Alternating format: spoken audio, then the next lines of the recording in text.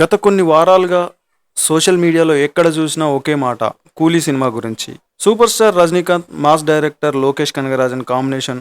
తొలిసారి విలన్ పాత్రలో king Nagarjuna, music మాంత్రికుడు అనిరుద్. ఈ కాంబినేషన్ అభిమానుల ఊహలకు మించి హైప్ని సృష్టించింది. ట్రైలర్ రిలీజ్ కాగానే ట్రెండ్ అవుతూ time travel, socio fantasy, Lokesh cinematic universe connection అంటూ అనేక అంచనాలు పుట్టుకొచ్చాయి. కానీ ఈరోజు సినిమా విడుదలైన తర్వాత ఆ హైప్ నిజంగా నిలిచిందా?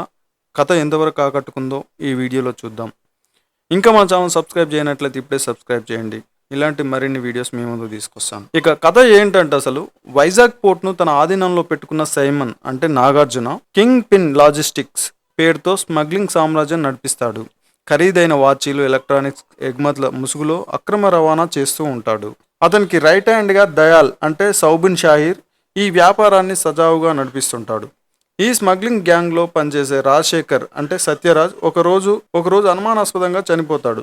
అతడి ప్రాణ స్నేహితుడు దేవా అంటే రజనీకాంత్ 30 ఏళ్లుగా అతడి నుంచి దూరంగా ఉంటూ ఈ మరణ వార్త విని వైజాగ్కి వస్తాడు. అక్కడి నుంచి కథ మొదలవుతుంది. అసలు కథలోని మలుపు ఏంటంటే, సైమన్, దేవా మధ్య ఏంటి కనెక్షన్? కలిష అంటే ఉపేంద్ర, ప్రీతి అంటే శృతి హాసన్, దహ అమీర్ ఖాన్, వీళ్ళంతా ఎవరు? అసలు రాజశేఖర్ మరణం వెనుక అసలు కారణం ఏంటి? సినిమా అంతా ఇదే మిస్టరీ చుట్టూ తిరుగుతుంది. సినిమా మొదలు Vizag port location, smuggling operations చూపుతూ బాగానే ప్రారంభమవుతుంది. కొద్దిసేపటికి దేవా ఎంట్రీ, రజనీకాంత్ స్వాగ్తో వెంటనే ఓ పాట. ఆ తర్వాత తన ఫ్రెండ్ చనిపోయాడని తెలిసి అతడి ఇంటికి వెళ్ళడం, అక్కడ దోస్తు కూతురు ప్రీతి పరిచయం. అలా ఒక్కో పాత్ర పరిచయం అవుతూ కథ నెమ్మదిగా ముందుకు సాగుతుంది.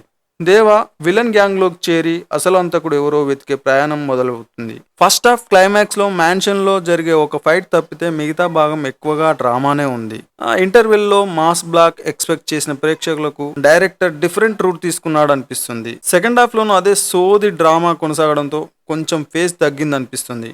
కథలోని ట్విస్టులు, ముఖ్యంగా దయాల్ క్యారెక్టర్లో బాగున్నా స్టార్ క్యాస్ట్ ఎక్కువైపోవడంతో ప్రతి ఒక్కరికి స్క్రీన్ టైం ఇవ్వాలనే ప్రయత్నంలో దర్శకుడు కథను కలగాపులగం చేసి స్టోరీని మొత్తం అంత ఎఫెక్టివ్గా తీసుకురాలేకపోయాడు అనిపిస్తోంది. అసలు ఈ సినిమాలో ఎవరెవరు ఎలా చేశారు అనేది చూసుకుంటే, రజనీకాంత్ ఎప్పట్లానే తన స్టైల్, స్క్రీన్ ప్రెజెన్స్తో ఫ్యాన్స్ను ఆకట్టుకున్నారు. ఇక Nagarjuna villain look, character design బాగుంది, కానీ ఎక్కడో అసంతృప్తి మిగిలింది.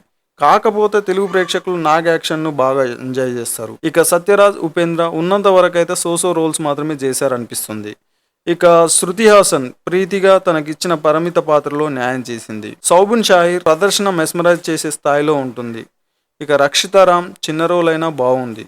అమీర్ ఖాన్ ఏమో ఎంట్రీ పెద్దగా ఇంపాక్ట్ కలిగించలేదు. కథలో హై మూమెంట్స్ లేకపోయినా టెక్నికల్ డిపార్ట్మెంట్ రిచ్గా ఉంది. ఈ సినిమాలో ది బెస్ట్ అని చెప్పుకోవాలంటే అది ఉంది ఏదైనా అంటే అనిరుద్ మ్యూజిక్ అని చెప్పుకోవాలి. అదే సినిమాకి హైలైట్ ప్లస్ పాయింట్ కూడా. ఇక మొత్తం మీద సోషల్ మీడియా హైప్, ట్రైలర్ వల్ల కలిగిన అంచనాలను కూలీ అందుకోలేకపోయింది. మాస్, యాక్షన్, సస్పెన్స్ కలిగిన ఒక పటిష్టమైన కథ కోసం ఎదురు చూసిన ప్రేక్షకులకు ఎక్కువగా డ్రామా, తక్కువగా పంచ్ సీన్స్ మాత్రమే దొరికాయి. లోకేష్ కనగరాజ్ స్టైల్ ఎక్కడో మిస్ అయింది. ఇది అసలు ఆయన సినిమానేనా అన్న అనుమానం కూడా ప్రేక్షకులకు కలుగుతుంది. హైప్ ఎక్కువ, హీట్ తక్కువ అనే మాట కూలీకి సరిగ్గా సరిపోతుంది అనేది మన రివ్యూ. ఇది మాత్రం జెన్యూన్ రివ్యూనే. మీ పాయింట్ ఆఫ్ వ్యూలో మీకు ఎలా అనిపించింది అనేది కామెంట్ రూపంలో తెలియజేయండి.